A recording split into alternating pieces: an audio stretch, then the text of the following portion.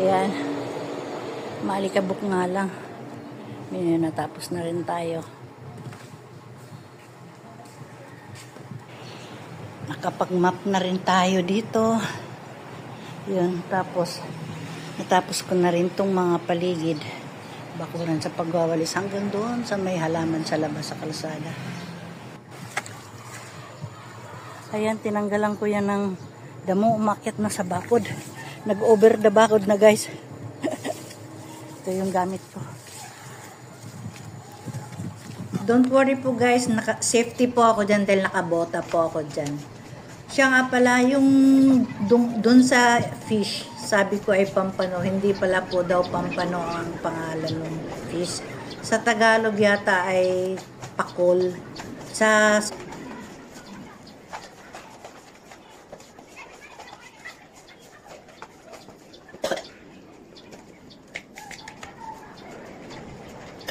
excuse me.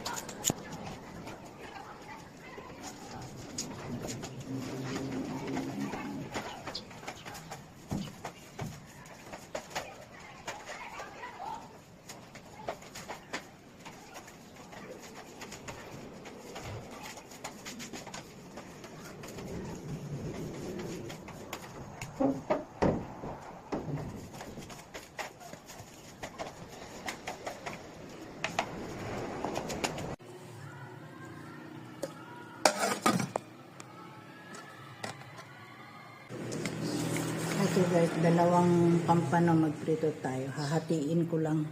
Masyadong malaki.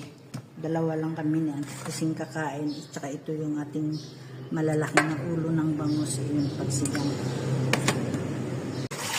Ito naman guys, nagkadikit-dikit na. So, dinipros ko. Paghiwa-hiwalayin ko na siya para pag niluto ko, hindi na sila magdidikit-dikit. Paghiwa-hiwalayin ko na para madali siya. Kunin sa ref at hindi i-defrost lahat. Nalik ko na. Kunin natin yung aking pichay frozen.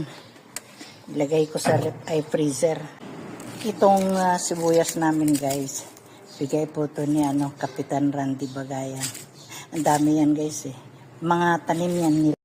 Sama-sama na yung ricado ko. Bawang, sibuyas, kamatis. Tapos lagyan ng tubig mainit. Pag kumulo, lagay ko na yung isda.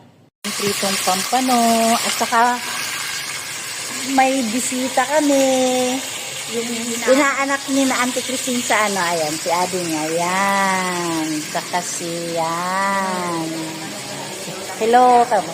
Hello.